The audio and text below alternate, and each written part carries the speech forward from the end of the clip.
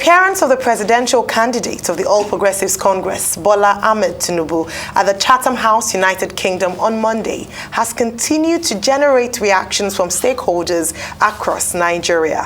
While some have applauded his appearance at Chatham House, others have tagged it as a show of shame.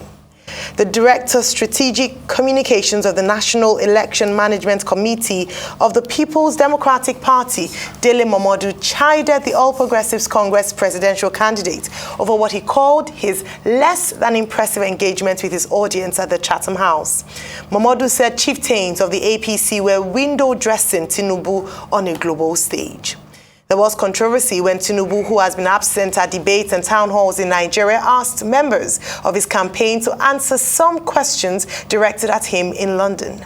Joining us on the show this morning as we discuss Bola Ahmed Tinubu's address at Chatham House in London is Oladotun Hassan, Executive Project Director, Lawyers for Reform Group. Welcome to the morning show. Well, it's a pleasure to be on your program this morning. I'm highly honored. Thank you. Yeah, thank you for joining us. Well, I want to ask you a general question. Your assessment of the political landscape, I guess we're, now counting the days to the election.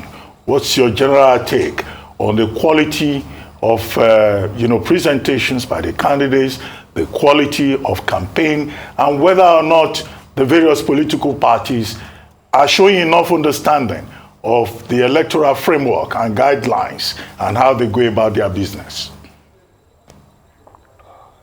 Well, I believe strongly the general assessment on the approach of 2023 presidential election and the entire general elections have brought in a new climb, a new pedestal, whereby patriotism of the citizens are much more in the fore compared to the previous elections, whereby it's more of the candidates and the citizens are not participatory. Now, 2023 election have geared a whole lot of opportunities for citizens to be more heard, and the political candidates as well have been so meticulous in presenting their manifestos, their vision, and all that. So the competition has been very robust. Either way we look at it, it's been putting everybody on their toes and to correcting heels and not taking the people for granted. And I believe either way we must see it. Every position that is being maintained are seen from different prisms. So it's either you are for or you are against. So, and there's no errors in a game of election. So either how we may view it, I believe the beneficiaries of all these are Nigerians, and I must commend Nigerians being the biggest winner in this whole contest as it's still going. But we hope that insecurity and all other blockades on the road towards the 2023 elections will not impede us. We pray and hope that the day comes to fall without being postponed. That is February 25, that is 2023. We hope the presidential elections date stands sacrosanct. So we hope that becomes our hope for the country. Well, the president has said that the election dates are sacrosanct and that, election date as well is handover on the 29th of May. But moving away from that and just speaking to your comment around no errors in elections, however, people have criticized some actions or words or behaviors of some surrogates or principal political candidates. So only yesterday we had the leader of the House of Representatives, majority leader of the House of Representatives, Honorable Doguwa, say that he would deal mercilessly with people who voted the opposition. We have had people go on social media. Some people have talked about them being harassed or abusive words used. I would like you to speak to the conduct of candidates, conduct of their surrogates, and what punitive measures can be taken against actions like this.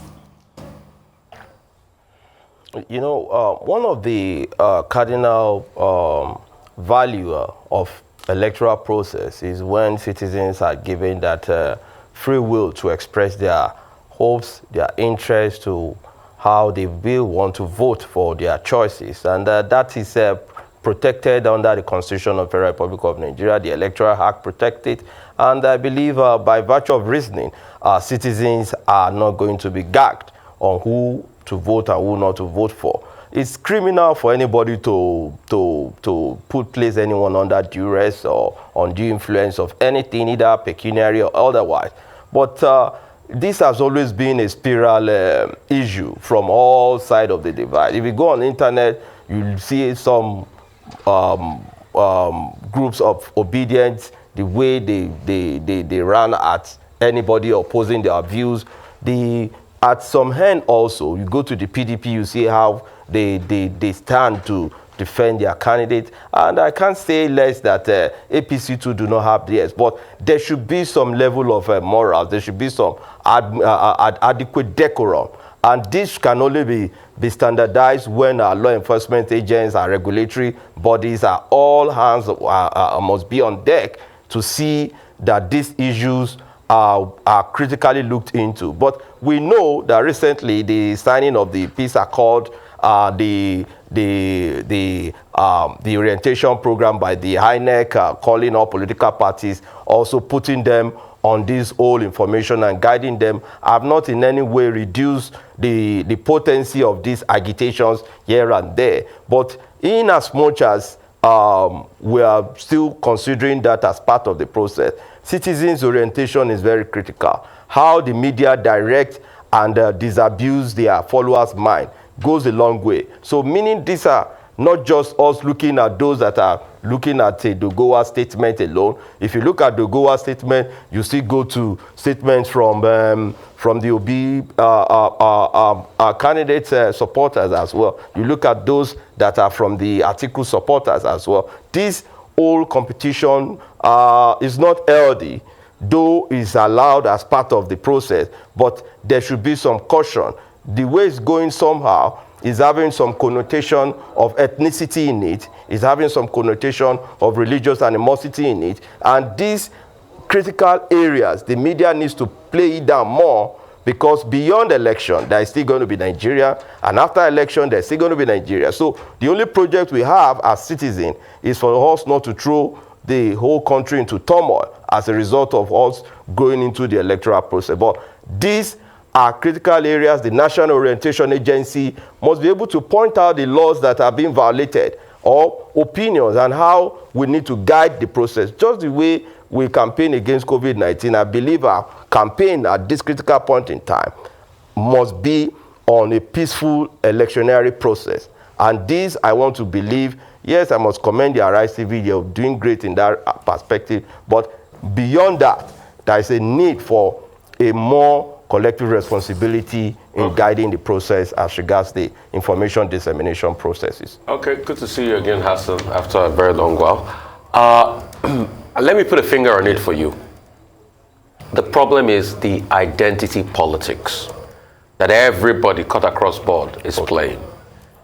And I think this brings to mind the book written in 2018 by a thought leader, Francis Fukuyama, also wrote the book, about the end of the world in 92 and all of that. Fukuyama was talking about how identity crisis is going to undermine democracy if it's not checked.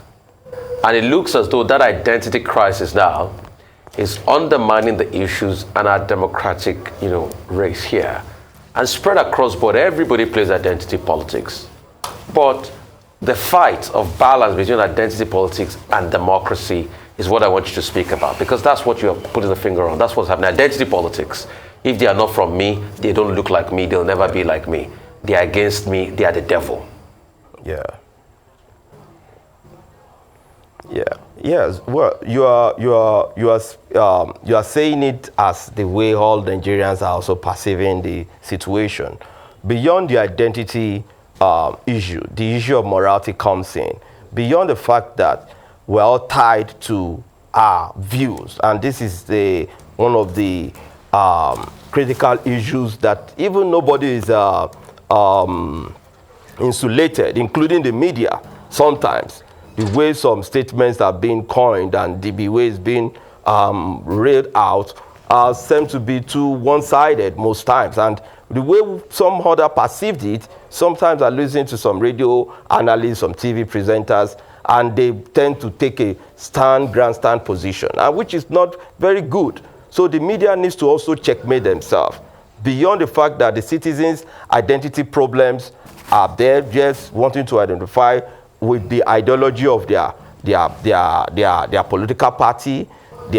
Some might not even have an ideology. Some might just be on the premise of, oh, it's my leader, and they have nothing more to add to it. Some might just be, it's from my tribe. They have nothing more to add to it. Some might just say, it's a Christian or a Muslim, and no content that they are deliberating upon is added onto it. But we must holistically consider that the 2023 election is a new paradigm to our electoral process on how to grow our democracy. Beyond the fact that candidates that are forthcoming this time around yes, have the pedigree, have all what it takes to lead, and beyond how much you have to rate them, they are 100% more better, but some are more better than the others. We must also look at those areas. It doesn't mean for the fact that a whole lot of us have taken stand.